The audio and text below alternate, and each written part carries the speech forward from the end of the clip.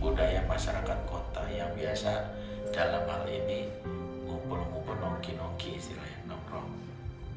Tapi sadarkah di balik budaya nongkrong mereka itu tersimpan di antaranya adalah rumah hari ini tidak menjadi tempat yang menyenangkan untuk mereka pulang. Assalamualaikum.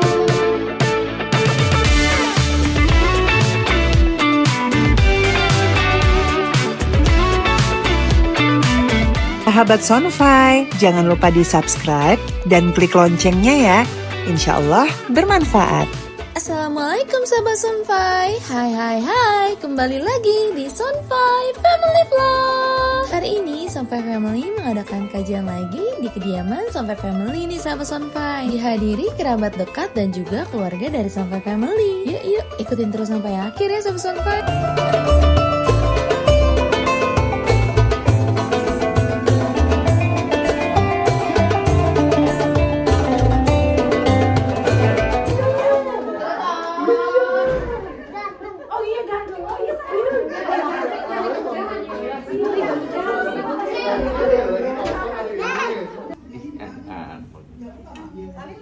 Salim dong, sendiri dong kan. Baiknya mana? Apa? Anakku sultan HP-nya mau belajar. Ini dijauhkan ya? Ada itu taruh.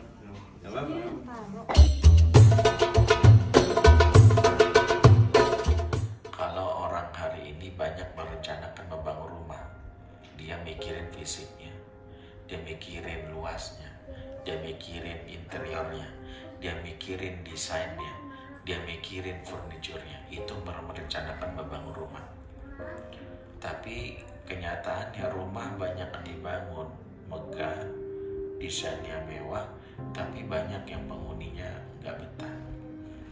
Cirinya apa? Betah nongkrong lama-lama di luar. Kafe-kafe yang menjamur hari ini di satu sisi mungkin kita anggap sebagai budaya masyarakat urban, budaya masyarakat kota yang biasa dalam hal ini ngumpul-ngumpul nongki-nongki istilahnya, nongkrong.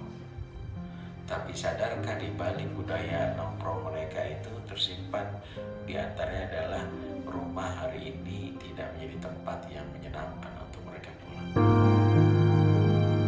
Sehingga kafe bisa buka 12 malam melayani pelanggan yang punya rumah megah tapi nggak pengen pulang. Saya sering bertanya sama orang-orang yang sering di kafe itu, dan itu jawabannya karena malas. Suami tak lagi ingin ketemu istri sebaliknya sama, anak gak mau ketemu orang tua. Kenapa demikian? Karena yang kita bangun rumah. Yang benar bangun rumah tangga. Rumah tangga itu keluarga yang lebih fokus kepada suasana. Sehingga yang kita pikirin gimana dibangun suasana. Bangun rumah tangga itu membangun suasana. Rumah boleh kecil, bahkan ada yang ngontrak, bahkan ada yang masih KPR. Tapi penghuninya selalu ingin pulang. Orang yang di luar itu dia sekedar kerja pulang. Ditawarin lembur, mikir-mikir enggak. Kalau lembur membuat aku buat jauh dari keluarga, sering-sering, ya kalau sesekali nggak apa-apa. Tapi kalau sering, baik. Makanya itu juga yang membuat kita mempelajari bagaimana membangun rumah agar dirindukan. Menjaga supaya jangan ada neraka di rumah kita. Sebab neraka itu yang akan membuat rumah itu menjadi tempat yang dihindari. Dan ciri neraka itu kata Allah dalam Quran, yuriduna ayyakhruju minan nar, surat Al-Maidah. Mereka selalu ingin keluar dari neraka tersebut. Jadi ketika orang itu gak betah di rumah, selalu ingin keluar, itu tanda bahwa rumah sudah jadi rumah neraka. Ya, padahal baru aja nyampe rumah dari sekolah, tapi pengen pulang, pengen pergi. Selalu berpikir ada agenda di luar. Senang banget keluyuran. Kenapa mereka senang keluyuran? Karena gak betah. Dan itu tanda rumah sudah jadi neraka.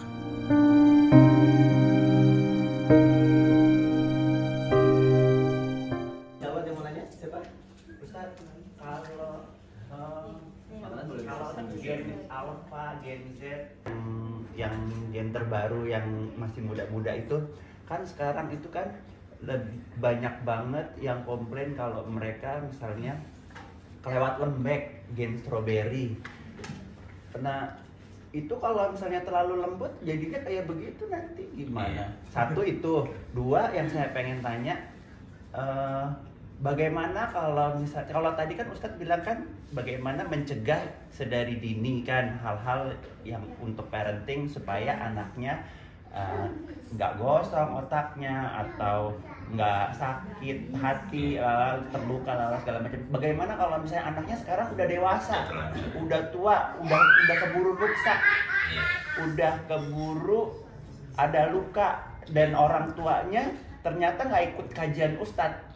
Jadi orang tuanya nggak tahu, orang tuanya juga udah tua renta, udah nggak tahu, udah anaknya udah keburu rusak, baik itu anaknya menyadari atau enggak, karena kan ya syukur-syukur anaknya menyadari ya kan, tapi kan kayaknya rare banget. Otomatis yang biasanya nyadarin kalau misalnya rusak biasanya kan orang sekitar ya kan, yang paling dahulu. Mungkin segelintir yang bisa menyadari, kayaknya gue rusak deh, kayaknya cuma segelintir. Bagaimana tuh kalau misalnya udah terlanjur, sedangkan dia udah masa pertumbuhannya udah lewat? Baik, makasih ya. Yang pertama adalah masalah gen alpha itu lembek, itu bukan karena dikerasi. Riset terbaru, gen Z itu kan lahir di era internet, kelahiran 97 sampai 2010. Gen alpha itu lahir dari tahun 2010 sampai 2024, ditandai dengan hadirnya yang disebut sosmed. Jadi internet, sosmed. Nah, gen beta lahir 2025, ditandai dengan AI, artificial intelligence.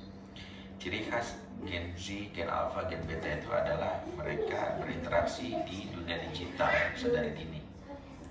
Nah, mereka itu disebut native digital, di mana perilaku mereka dibentuk oleh apa yang ada di handphone.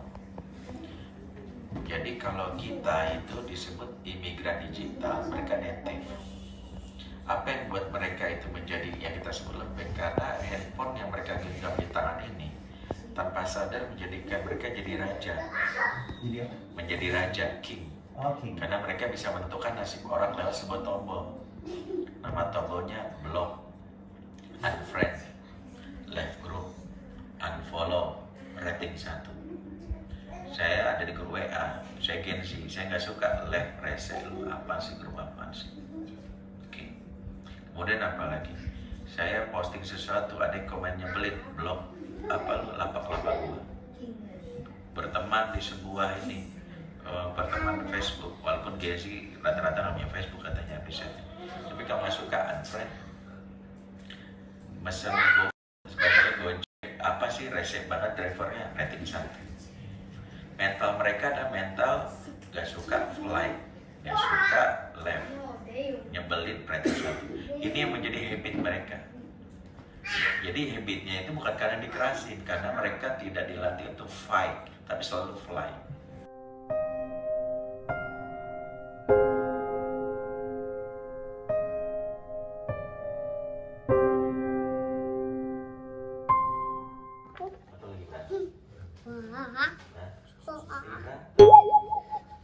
Nggak ada orang jatuh cinta itu kelihatan.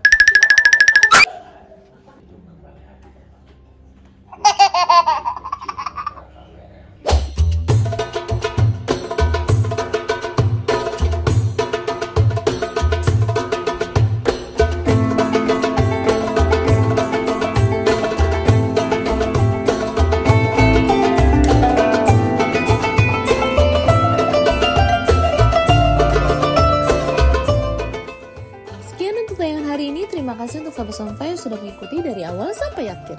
Jangan lupa di like videonya, dan untuk sahabat Sonfy yang belum subscribe, di subscribe ya, nyalain loncengnya supaya tidak ketinggalan tayangan seru dari Sonfy Family selanjutnya. Assalamualaikum sahabat Sonfy, gemes, Masya Allah.